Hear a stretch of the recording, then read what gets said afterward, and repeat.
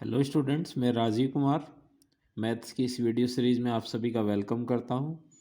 आज हम डिस्कस करेंगे एनालिटिक फंक्शंस फाइंड आउट कैसे करेंगे with the help of CR equations. जैसा कि हम लास्ट वीडियो में हमने आपको बताया था कि जब हमें एफ ऑफ जेड में either you have to given u value that is the real part और we have to given the imaginary value it may be v part. तो जैसा कि हमने लास्ट क्वेश्चंस को कंप्लीट किया था किसकी हेल्प से, मिलन थॉमसन मेथड की हेल्प से। आज जो हम सेम क्वेश्चंस को कंप्लीट करेंगे किसकी हेल्प से, सीआर इक्वेशंस की हेल्प से। तो चलिए करना इसको स्टार्ट करते हैं। जैसा कि आप देख रहे हैं find the analytic functions, F of Z आपको निकालना है whose real part means you have to given the value of U. तो आप लिखिए यहाँ पर गिवन है हमें u और बेसिकली u जो हमारा पार्ट है वो कौन सा पार्ट होता है, रियल पार्ट। तो ये आपको दिया है e power x cos y minus y sine y। ये आपको दिया गया है रियल पार्ट। तो जैसा हम सभी जानते हैं तो हम लिखेंगे यहाँ पर वी हैव, तो हमें एक इक्वेशन बनानी है v के लिए। तो हम लिख सकते हैं कि v जो होता है वो हमारा किसका पार्ट होता है, वो भी एक्स वाई का फंक्शन होता है।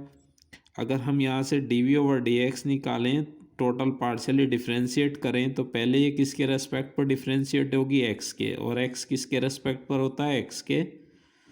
सेम ऐसे ही v किसके रेस्पेक्ट पर डिफ्रेंशिएट होगी, y के, और y किसके रेस्पेक्ट पर होगा, x के। ये सब आपने फर्स्ट सेमेस्टर में पढ़ा है। अगर मैं यहाँ से इसकी वैल्यू को देखता हूँ तो ये वैल्यू हमारी 1 बन जाती है। तो यहाँ से अगर हम dv की वैल्यू निकालते हैं तो dv कितना है, या इसको आप इसी टर्म्स में लिखा रहने दीजिए, इससे कोई फ़र्क नहीं पड़ेगा। तो यहाँ पर हमारे पास आ जाएगा dv over del v over del X plus del v over del Y and D Y over D X. अगर आप चाहें तो इस डी एक्स की, आपकी जो बुक में इक्वेशन दी गई है इस डी एक्स की इधर प्रोडक्ट की गई है, तो ये इक्वेशन हमारी इस तरह भी बन सकती है, del V over del X into D X plus del V over del Y, और यहाँ डी एक्स आपका हट जाएगा तो यहाँ से। तो ये इक्वेशंस आपकी बुक में आपको दी गई है, तो इसको हम इक्वेशन नंबर 1 नाम दे देते हैं। अब देखिए by C R equations, by C R equations. तो जैसा हम सभी जानते हैं कि हमने कॉची रीमेन इक्वेशंस क्या पढ़ी हैं कि del U over del X की जो वैल्यू होती है वो del V over del Y के इक्वल होती है। और एक हमने स्टडी की थी, दूसरी जो इक्वेशंस होती है वो आपने पढ़ी थी del U over del Y is equal to minus del V over del X. तो अब हम क्या करेंगे, हम यहाँ से v को चेंज कर देंगे u के टर्म्स में। तो यहाँ लिख सकते हैं आप फ्रॉम इक्वेशन 1। तो 1 से देखिए कि जो आपको dv की जो वैल्यू है वो किस में बदल जाएगी। अगर हम यहाँ से del V over del X हटाते हैं तो ये किसके इक्वल है, minus del U over del Y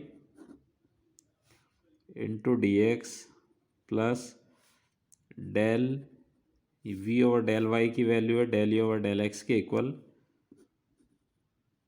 into D Y. तो इस तरह हमने इसको यू में चेंज कर दिया। अब इसको आप नंबरिंग दे दीजिए इक्वेशन नंबर 2। आल्सो आपको जो u दिया है, u किसके इक्वल दिया है, e power x cos y minus y sine y। अब मैं यहाँ पर दोनों पार्शियल डेरिवेटिव रेडी करेंगे यहाँ से। तो पहले आप निकालिए यहाँ से del E over del X कितना आएगा। अगर आप यहाँ से del E over del X की वैल्यू निकालते हैं तो इसमें आपको प्रोडक्ट रूल लगाना पड़ेगा। तो प्रोडक्ट रूल लगा दीजिए, इसको आप फर्स्ट फंक्शन नाम दे दीजिए और इसको सेकंड फंक्शन। तो derivative of the first function क्या होता है, ई पावर एक्स, और इसको एज इट इज़ रहने दीजिए X cos Y minus Y sine Y. तो हमने फर्स्ट फंक्शन का डेरिवेटिव किया plus first function as it is रहेगा। एक्स का डेरिवेटिव कितना होता है 1 इंटू कॉस वाई और माइनस वाई साइन वाई का कितना हो जाएगा 0। तो इस तरह आपको ये वैल्यू मिल जाएगी e power x x cos Y minus Y sine Y और plus e power x into cos Y. आप चाहें तो इसमें ई पावर एक्स को कॉमन भी ले सकते हैं। तो हमारे पास ये टर्म्स क्या रह जाएगी, X cos Y minus Y sine Y plus cos Y. तो आई होप कि आपको समझ में आ गया होगा कि हमने del E over del X को क्यों फाइंड आउट किया है, क्योंकि ये वैल्यू आपको कहाँ पर पुट करनी है, इक्वेशन नंबर 2 में पुट करनी है। अब इसी का हम एक पार्ट और निकालेंगे, del E over del Y निकालिए यहाँ पर। तो फिर से आप देखिए डेल ई ओवर नाउ, अब del E over del Y निकालेंगे तो देखिए ई पावर एक्स तो कांस्टेंट रहेगा, तो कांस्टेंट रखिए और एक्स आपका एज इट इज़ रहेगा। कॉस का डेरिवेटिव कितना होता है minus sine Y minus Y का डेरिवेटिव कितना हो जाएगा यहाँ पर वाई का 1 तो sine Y plus Y into cos Y. Bracket का बहुत ध्यान रखना है। तो देखिए आगे इसमें, तो ये इक्वेशन हमारे पास आ जाएगी minus x sine Y minus sine Y and minus Y cos Y. आप चाहें तो यहाँ से माइनस को भी यहाँ पर हम बाहर कॉमन ले सकते हैं। तो माइनस अगर हम कॉमन लेते हैं तो हमारे पास क्या बनेगा X sine Y plus sine Y और प्लस वाई कॉस वाई। तो आई होप कि आपको यहाँ तक ये लाइन समझ में आ गई होगी। तो अब देखिए हमें क्या करना है, ये दोनों वैल्यू को इक्वेशन नंबर 2 में पुट कर दीजिए।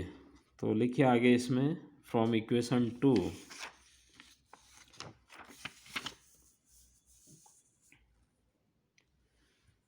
तो इसको देखिए यहाँ से लिखिए फ्रॉम इक्वेशन 2। इक्वेशन नंबर 2 क्या थी हमारे पास, d v is equal to, हमने किसकी वैल्यू पुट की है वहाँ पर, हमारे पास था माइनस। देखिए इसमें आप वहाँ से देख सकते हैं minus del E over del Y.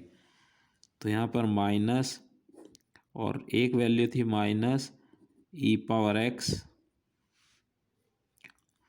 और यहाँ हो जाएगा हमारे पास, चाहे ब्रैकेट लगा सकते हैं और फिर यहाँ पर bracket X sine Y plus Y cos Y plus sine Y और यहाँ पर चल रहा है हमारे पास कितना, अभी इंटीग्रल तो खैर इसको आप एंड इंटीग्रेटिंग और कर दीजिए तभी हमें v की वैल्यू मिलेगी। तो हैंड टू हैंड यहाँ इंटीग्रेटिंग और कर देते हैं। तो यहाँ पर हमारे पास कितना चल रहा है साथ में इसके, dx प्लस उसके बाद है integral e power x x cos y minus y sin y plus cos y dy। देखिए ये बिल्कुल सेम उसी की फॉर्म बन गई है, M D X plus N D Y. याद होगा आपको ये हमारी किस कंडीशंस में होती थी, इज इक्वल टू सी, यानी कि जो आपकी एग्जैक्ट फॉर्म से भी अगर आप मैच कराना चाहें तो इंटीग्रल हम उसी के हिसाब से करेंगे। तो देखिए इसमें अब यहाँ से आपको इंटीग्रेटिंग करना है, तो इंटीग्रेटिंग करने में थोड़ा सा ध्यान से करना है कि आपको केवल x के लिए करना है। तो साइन y इसमें क्या रहेगा हमारा, माइनस माइनस क्या हो जाएगा प्लस। आप चाहें तो एक लाइन और बढ़ा सकते हैं इसमें इस तरह की। अब ये इसको हम प्लस करके लिख देंगे यहाँ पर y cos y plus sign y dx plus ये हमारे पास है, देखिए इसमें e पावर x जैसा कि यहाँ पर दिया है और इंटीग्रल आप किसके रेस्पेक्ट पर कर रहे हो, y के लिए, तो इसका मतलब है कि इसमें e की पावर x का तो कोई रोल होगा नहीं। तो आप चाहें तो इसको पहले ही बाहर शिफ्ट कर दीजिए, अदरवाइज़ हमें फिर कन्फ्यूज़न भी हो सकता है। तो यहाँ पर हमारे पास आ जाएगा integral x cos y minus y sin y plus cos y और यहाँ पर है dy। चलिए आगे देखिए इसमें, तो अब इसमें साइन वाई हमारा कॉमन है तो साइन वाई कॉमन ले लीजिए। अब ये दोनों हम x के रेस्पेक्ट पर इंटीग्रेट कर रहे हैं, तो ये यहाँ पर आपके दो पास दोनों फंक्शन है, x भी फंक्शन है और e पावर x भी फंक्शन है। अब इसमें एक चीज़ ध्यान दीजिए, ये भी y है और ये भी y है और ये टर्म्स भी y है, यानी कि ये पूरी की पूरी टर्म्स कहीं भी x नहीं रख रही है। तो आप चाहें तो इसको हम एक साथ बाहर ले सकते हैं, y cos y plus sign y को एक साथ बाहर ले लेंगे और इंटीग्रल किसका होगा फिर 1 का, तो यहाँ पर रह जाएगा dx। अब आगे इसमें करिए इंटीग्रल, तो e पावर x हमारा एज इट इज़ यहाँ पर चल रहा है। अब इसमें भी देखिए एक और हमारे पास यहाँ थोड़ा सा हम कंफ्यूज हो सकते हैं, यहाँ 1 नहीं आएगा। अगर हम यहाँ पर e की पावर x की प्रोडक्ट दिखा रहे हैं तो e की पावर x यहाँ भी हमारा e पावर x आएगा, तो इसको e पावर x लिखिए, e पावर x आएगा। फिर समझ लीजिए कैसे आएगा, मैं फिर से आपको बता देता हूँ, e power x into D x आएगा और यहाँ पर हम प्लस लगाएंगे, देखिए कैसे आएगा। फिर समझ लीजिए e पावर x क्यों ले रहे हैं हम यहाँ पर, देखिए e पावर x, ये इसको हम थोड़ा सा रफ कर देते हैं, इसको और बेटर हो जाएगा। देखिए इसमें e पावर x क्यों आएगा, क्योंकि जब हम इस टर्म्स को कांस्टेंट लेंगे और इसके साथ प्रोडक्ट किए तो इसके साथ भी हमारी प्रोडक्ट रहेगी, तो इनटू e पावर x आएगा। देखिए छोटी छोटी गलतियां हो सकती हैं, तो बहुत ध्यान से इंटीग्रल करना है। अब लगाइए यहाँ पर प्लस e पावर x हमारा बाहर चल रहा है, फिर ब्रैकेट, अब x cos y का इंटीग्रल, x तो कांस्टेंट है तो cos y का कितना हो जाएगा माइनस साइन y, और यहाँ पर देखिए आपको यहाँ प्रोडक्ट रूल से चलना पड़ेगा, फर्स्ट फंक्शन और सेकंड फंक्शन के रूल से, तो यहाँ पर माइनस लगाएंगे। अब हमारा रूल क्या कहता है, first function integral of the second function, sine का इंटीग्रल कितना होता है माइनस cos y, फिर y का 1 हो जाएगा और minus cos y D Y, इसको ब्रैकेट क्लोज करिए, और cos का कितना होता है, cos का integration plus integration of cos y, बोलो कितना होता है साइन y। तो इस तरह हमारा इसका इंटीग्रल कंप्लीट हो जाएगा। अब देखिए इसमें भी आपको फिर से फर्स्ट फंक्शन और सेकंड फंक्शन का रूल फॉलो करना पड़ेगा। तो यहाँ पर क्या लिखेंगे, साइन वाई। अब एक्स क्या हमारा first function, integral of the second function e power x का कितना होता है, e power x minus x का कितना होता है 1, ई पावर एक्स का e power x d x. अब प्लस इसका तो यहीं पर क्लोज करिए, plus Y cos Y plus sine Y, और ई पावर एक्स का कितना होता है, e power x plus e power x minus x sine Y plus Y cos Y, और माइनस माइनस कॉस का फिर से साइन बन जाएगा, माइनस माइनस प्लस माइनस। तो यहाँ पर हम किसका साइन यूज़ करेंगे, माइनस साइन वाई और प्लस साइन वाई। तो इस टर्म से ये टर्म्स क्या हो जाएगी हमारी, कैंसिल हो जाएगी, और ये आ जाएगा हमारे पास ई पावर एक्स का ई पावर एक्स हो जाएगा। तो sine y x e power x minus e power x plus e power x y cos Y plus sine Y, और plus e power x minus x sine Y plus Y cos Y.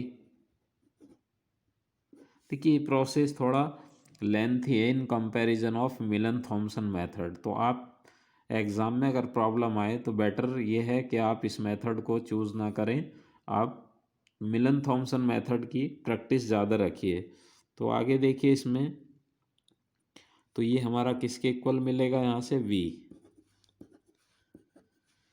तो देखिए इसमें अब आप total से कि चाहें तो ई पावर एक्स को कॉमन ले सकते हैं। अगर मैं ई पावर एक्स को यहाँ से कॉमन लेता हूँ तो मेरे पास क्या बचेगा यहाँ पर, x minus one into sine Y plus यहाँ पर बचेगा आपके पास y cos Y plus sine y, फिर plus minus x sine Y and plus इसके बाद आपके पास यहाँ पर बचेगा वाई कॉस वाई। ठीक है, तो चलिए अब आगे देखिए इसमें, अब हमारे पास कौन कौन सी टर्म्स यहाँ पर बच रही हैं। तो v की जो वैल्यू है वो हमारे पास देख लीजिए कितनी बचेगी। तो इसको आप सिंप्लीफाई करते हैं तो कितना मिलेगा यहाँ से, X sine Y minus sine Y plus Y cos Y plus sine Y minus x sine Y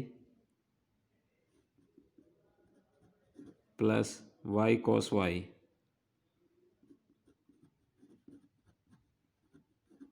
ठीक है, तो इसमें अगर कुछ हमारी टर्म्स कैंसिल हो रही हैं तो उनको कैंसिल करा दीजिए।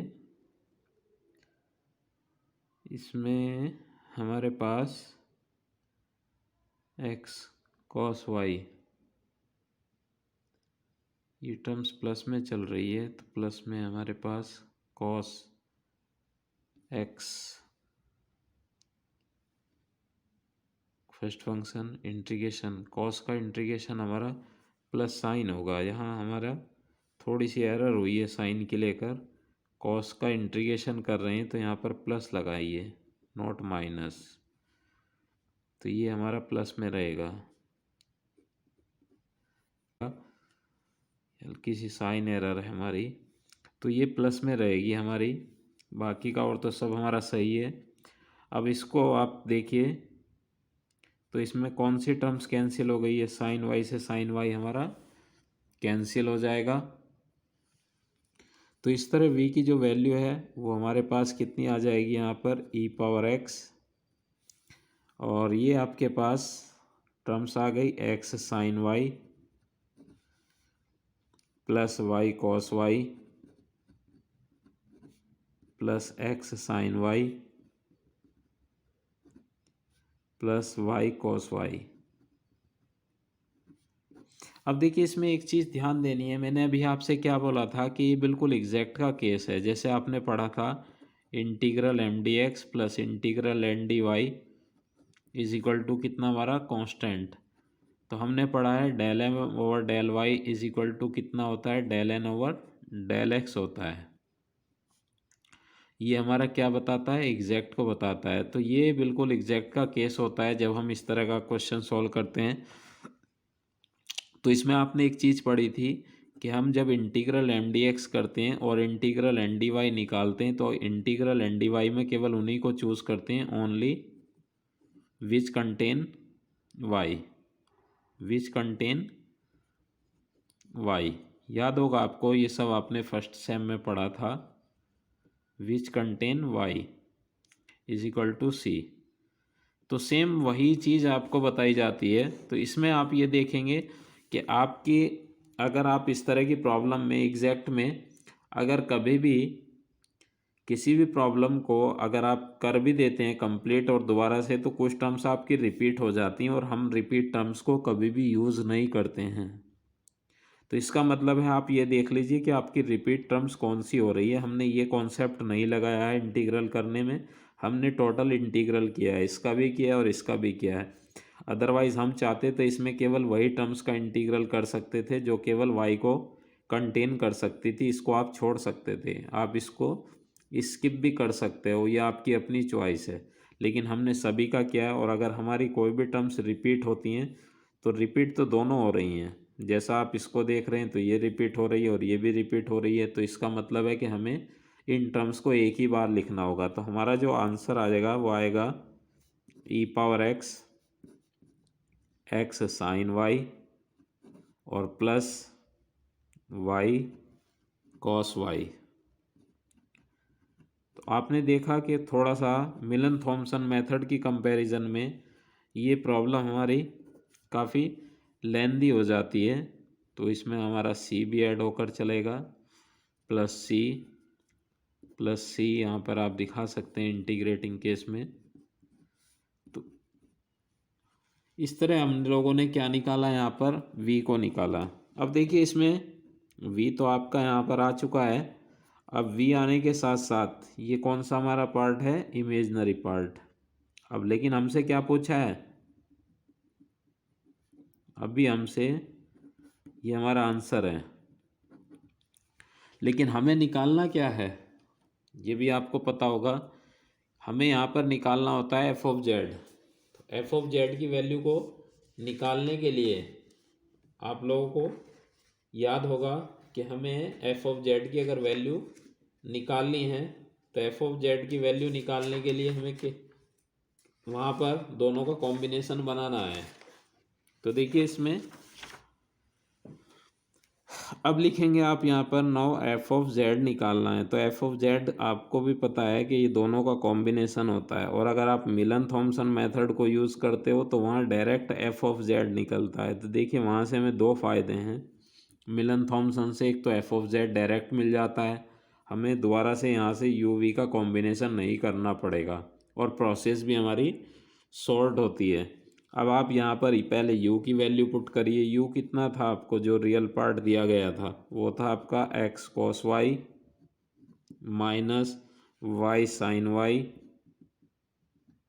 और जो आपने अभी इमेजनरी निकाला इसको भी पुट करिए, plus iota e power x sine Y plus y cos Y और प्लस c। आई होप कि आपको यहाँ तक ये सब पॉइंट्स क्लियर हो गए होंगे। तो अब देखिए आगे इसमें अब आपको क्या करना है, F of Z is equal to जितने भी हमारे रियल पार्ट हैं, F of Z is equal to, तो आप ये देखिए कि रियल वैल्यू कौन कौन सी हैं। फिर से मैं दोबारा से उसको कॉपी करके लिख देता हूँ ताकि हमें यहाँ समझने में आसानी रहेगी। एक्स कॉस वाई, हमें पीछे से नहीं देखना पड़ेगा, हम दोबारा कॉपी करके लिख रहे हैं यहाँ पर उसी लाइन को, plus iota e power x x sine Y plus Y cos Y.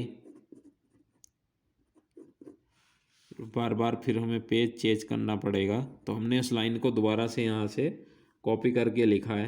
अब देखिए इसमें रियल पार्ट देख लीजिए, रियल पार्ट आपको चूज़ करने हैं और इमेजिनरी पार्ट चूज़ करने हैं। तो रियल पार्ट कॉमन ले लीजिए। तो रियल पार्ट कौन सा है इसमें, देखिए रियल पार्ट कौन सा है हमारे पास। हमें अगर हम इसमें देखें तो आपके पास लाइन आएगी x e power x into cos Y minus e power x y sine Y plus iota e power x into x sine Y plus iota y cos Y और इंटू ई पावर एक्स भी आएगा plus सी iota. तो देखिए इसमें अब आप ये ध्यान दीजिए, एक एक्स ई पावर एक्स यहाँ पर कॉमन है और एक एक्स यहाँ पर कॉमन है। तो आप x e power x cos Y plus iota sine Y और इसमें हमारा कॉमन है वाई, एक वाई कॉमन है, एक ई पावर एक्स कॉमन है। तो अगर हम वाई और इसमें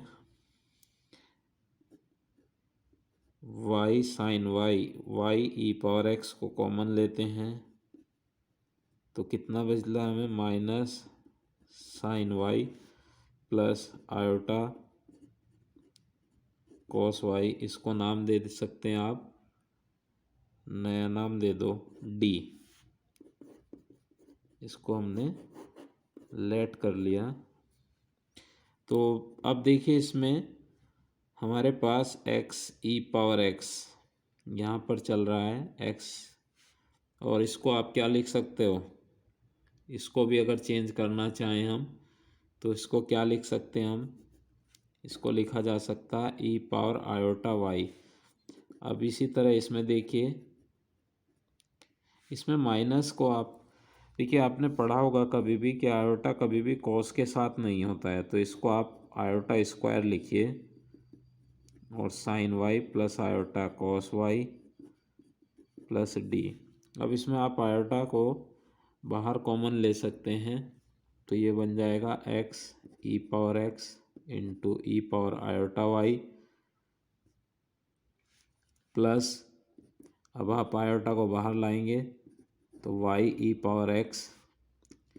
अब यहाँ आयोटा का आपने कॉमन ले लिया तो क्या आ जाएगा, cos Y plus iota sine Y plus d. तो x e power x into E power iota y plus i iota y E power x और ये बन जाएगा e power iota y plus D. अब देखिए इसमें ये टर्म्स पूरी की पूरी आपकी कॉमन हो रही है दोनों। तो ये बन जाएगा x plus iota y into ई पावर एक्स इंटू ई power iota y plus d, और ये एक्स प्लस आयोटा वाई, और इसको भी आप लिख सकते हैं पावर, इस दोनों अलग अलग लिखी हैं तो इनको ऐड कर लीजिए, सेम बेस पर हैं।